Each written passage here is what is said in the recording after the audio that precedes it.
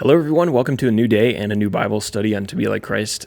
We are talking about Nehemiah chapter 10 today. We're getting kind of close to the end of the book. There are 13 chapters in total. I would definitely say that with Nehemiah, the first couple chapters of the book, when he's building the walls, are more studied than these later chapters.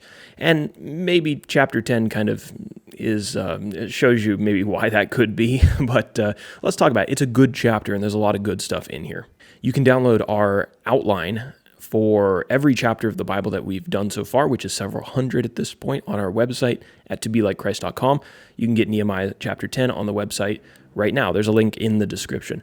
As far as our timeline, we are going to be once again in the same year that we've been in for almost this entire book, around 444 BC, same year that Nehemiah arrived in Jerusalem, and the same year that he and his men finished the walls, the reconstruction of the walls and the gates of Jerusalem. For our key characters today, we have the leaders of the Jews. They signed an oath to honor God and to keep his commandments. Many of these commandments had been neglected by their forefathers in previous years. We started talking about this oath that they made in a previous chapter, in chapter 9. We're going to talk about it some more in this chapter. And then we're going to talk about just the Jews in general, the people of Judah who followed their leaders in committing to this oath. Our main focal point geographically is once again going to be the city of Jerusalem. We are going to talk a little bit about the cities of Judah that were scattered around the regions where many of the Jews lived. The Levites collected tithes from the people in these cities and then brought them to Jerusalem according to verse 38. And you'll kind of see why that's relevant or how that comes into play as we discuss our outline.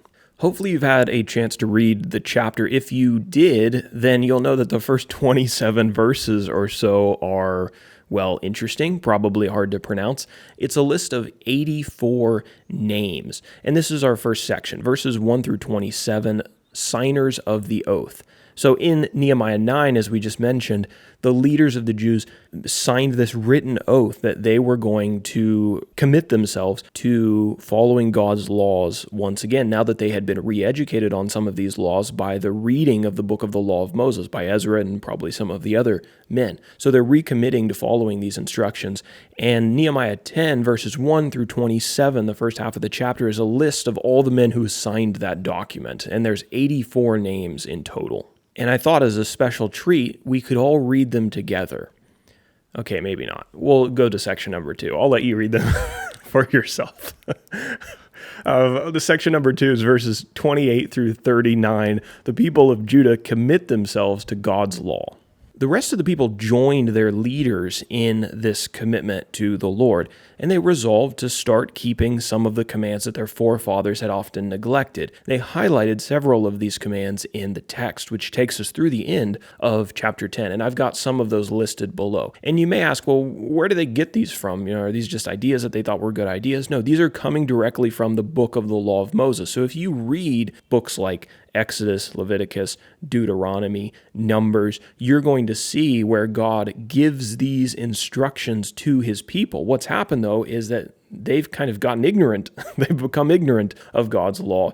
Their forefathers haven't been keeping these commands, and so now they're like, okay, we are now going to resolve to start keeping these again. And there's a few that they highlight here that evidently they thought were very key that they wanted to point out. The first one, they weren't going to intermarry with the idolatrous nations that surrounded them. So remember, Ezra had to deal with this, where the people of God were intermarrying with these pagan people, these people who didn't have any respect for the God of Israel, and that had a corrupting influence on the nation. So they're not going to do that. They weren't going to do business on the Sabbath day. The Sabbath day was supposed to be a day of rest. Evidently, they hadn't been respecting that. Every year, each man would give 1/3 of a shekel to the temple to help with the expenses of the house of God. That was something that was instructed to take care of the needs. There was administration that needed to be taken care of at the temple. Things had to be bought. Priests had to be cared for. And so there was a need for money, and the people were going to give money as instructed by God for that purpose. And then they promised to offer the first fruits of their harvest and their herds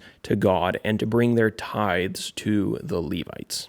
So that's our quick summary of chapter 10. Let's talk about our application. Reformation has always been a necessary and a healthy part of the history of God's people. As time passes, God's people can definitely start to drift as the Israelites did in many cases. And they can drift in a number of different directions. Some drift towards apathy, some drift towards ignorance of the Word of God. We see that here. Some drift towards the traditions of men and man-made doctrines. Some drift towards worldliness, wanting to be like the sinful world as much as possible. Some drift towards legalism, binding things that God hasn't bound. Some drift towards liberalism, allowing things, permitting things that God has restricted. When those drifts get too extreme, a great reformer, or reformers, plural, have to come along and initiate a big change. People like Ezra and Nehemiah. But it doesn't have to be that way, and I think is one of the lessons that we're supposed to learn. The church, God's people, they don't need to fall into a terrible state of disrepair before they can be reformed. For application, this is where you and I come into play. We may not be great reformers like Ezra was or the judges of Israel were, but we can make small reforms in our Christian communities to correct the drifts that we see. When the current is slow, people are slow to realize how far they've drifted from the shore. And I think Satan loves to use this tactic of slow drift to subtly move people away from God. Just a little bit of drift, every generation, almost too subtle to notice until people eventually look up and they can't see the land anymore. But we are not going to fall for that trick. We are going to be people who anchor our ship in the Word of God, who constantly watch for changing currents, and who make small corrections when we see this type of drift happening. To do this, we have to be diligent. No generation gets to abandon the crow's nest. Like Nehemiah's men on the walls of Jerusalem, the watchmen were always on duty. Let's all play our part in our generation to make small reforms so future generations don't find themselves 5 miles out to sea. That's going to do it for our study in Nehemiah chapter 10. Lord willing, we'll be back tomorrow for Nehemiah 11.